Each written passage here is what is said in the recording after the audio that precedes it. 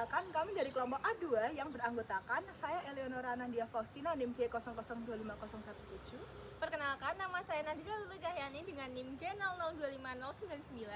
Perkenalkan, nama saya Hanan Aulia Fahira dengan NIM G0025191. Perkenalkan, saya Najulatin Zaki dengan NIM G0025219. Dan ini adalah tugas video PKM Kita semua. Yeay! Halo semuanya, sadar gak sih sebagai warga negara Indonesia kita itu sering banget mendengar istilah demokrasi Pancasila. Tapi seberapa paham sih kita sama maknanya? Jadi simpelnya demokrasi Pancasila itu adalah sistem demokrasi Indonesia yang berlandaskan pada nilai-nilai luhur Pancasila dan Undang-Undang Dasar 1945 terutama sila keempat yang berbunyi kerakyatan yang dipimpin oleh hikmat kebijaksanaan dalam permusyawaratan perwakilan. Jadi artinya kebebasan berpendapat di sini itu bukan bebas yang tanpa aturan, tetapi kebebasan yang bertanggung jawab dan harus selaras dengan nilai agama, kemanusiaan, persatuan, dan keadilan sosial. Nah, tujuannya itu buat apa sih? Tujuannya untuk memastikan kedaulatan itu benar-benar ada di tangan rakyat, melindungi hak-hak kita, dan ujung-ujungnya demi kesejahteraan kita bersama. Yuk kita lihat gimana praktiknya yang akan dijelaskan oleh Hanan.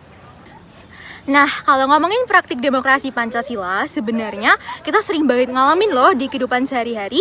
Contoh yang paling besar tentu aja ada pemilu dan juga pilkada. Lewat kegiatan ini, setiap warga negara punya hak yang sama untuk memilih pemimpin sesuai pilihan dan juga hati nuraninya. Tapi, demokrasi nggak cuma soal pemilu. Di lingkungan masyarakat, kita juga sering bermusyawarah untuk menyelesaikan masalah atau mengambil keputusan bersama. Di kampus juga sama, misalnya saat rapat atau diskusi untuk menentukan suatu kegiatan. Bahkan, hal sederhana seperti pemilihan ketua kelas, ketua organisasi, atau pengurus BEM juga termasuk bentuk demokrasi. Semua orang diberi kesempatan untuk menyampaikan pendapat, memilih, dan menghargai hasil keputusan bersama. Jadi, demokrasi Pancasila itu bukan cuma teori yang kita pelajari di kelas, tapi benar-benar bisa kita terapkan dalam kehidupan sehari-hari. Dengan caranya seperti ikut berpartisipasi, saling menghargai, dan mengutamakan kepentingan bersama. Itu adalah salah satu bentuk-bentuk dari demokrasi. Selanjutnya, Nadine! Sini! Aku serahin ke Nadine. Demokrasi Pancasila tidak hanya tentang memilih pemimpin, tetapi juga menerapkan nilai-nilai Pancasila dalam kehidupan sehari-hari. Dalam demokrasi Pancasila, setiap orang memiliki hak untuk menyampaikan pendapatnya. Namun, perbedaan pendapat tidak boleh memecah persatuan. Oleh karena itu, kita harus mengutamakan musyawarah untuk mencapai mufakat serta menghormati keputusan bersama yang telah disepakati. Sikap saling menghargai, toleransi, dan juga mengutamakan kepentingan bersama merupakan wujud nyata penerapan sila Pancasila yang keempat dan juga dan ketiga dari Pancasila. Dengan demikian, demokrasi dapat berjalan dengan baik dan juga tetap menjaga persatuan bangsa Indonesia. Nah, tapi tentu saja menjalankan demokrasi itu nggak selalu mudah. Masih ada berbagai tantangan seperti penyebaran hoaks, politik uang, praktik nepotisme, hingga sikap intoleransi yang bisa memecah persatuan.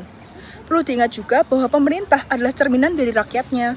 Kalau kita ingin memiliki pemimpin yang jujur, adil, dan berpihak pada masyarakat, perubahan itu juga harus kita mulai dari diri kita sendiri. Caranya, pertama kita nggak bisa menormalisasikan suap atau nepotisme.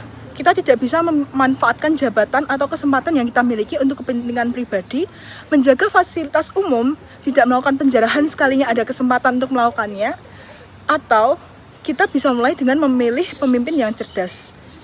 Pilihlah pemimpin berdasarkan integritas, rekam jejak, dan program kerjanya, bukan hanya karena popularitas atau hal-hal yang viral di media sosial.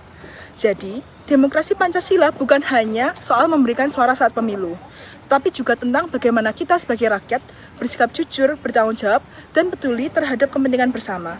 Yuk, kita mulai dari diri sendiri untuk mewujudkan Indonesia yang lebih adil, bersatu, dan berlandaskan Pancasila.